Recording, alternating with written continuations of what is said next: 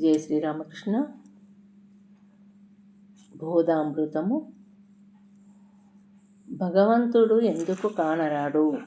సూర్యమండలము భూమి కంటే ఎన్నో రేట్లు పెద్దది. కానీ ఎంత దూరంలో ఉండటం చేత చిన్న సిబ్బి మాదిరి కానవస్తుంది. అలాగే భగవంతుడు అనంతుడు, అఖండుడు అయి ఉన్నాడు. కానీ మనము అజ్ఞానంతో అతడికి అతి దూరంలో ఉండటంతో అతడి అఖండ స్వరూపాన్ని గ్రహింపలేకున్నాము. నాచుతోనూ రేళ్లతోనూ కప్పబడిన చెరువులో ఈదులాడే చేపలు పైకి కనిపించని రీతిలో భగవంతుడు మనుషులకు కానరాకుండా మాయావృతుడై మన హృదయంలో క్రీడిస్తున్నాడు. జగజ్జనని మనం ఎందుకు చూడలేకున్నాము? ఆమె తెరచాటు నుంచి వ్యవహారాన్నంతా చక్కబెట్టుకునే కులీనుల స్త్రీ వంటిది.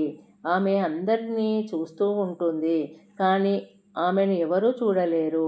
ఆమె పుత్రులైన భక్తులు మాత్రము తెరను తొలగించుకొని ఆమెను చూడగలరు.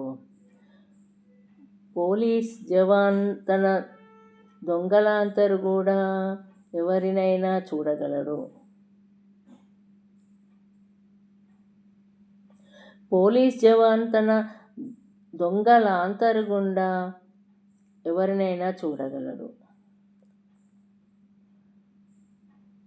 అతడు దాని వెలుగును తన పైకి తిప్పుకునేదే ఎవరు అతన్ని చూడలేరు.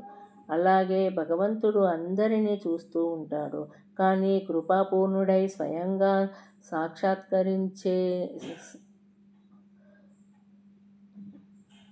సాక్షాత్కరించినదే అతడినెవరూ చూడలేరు.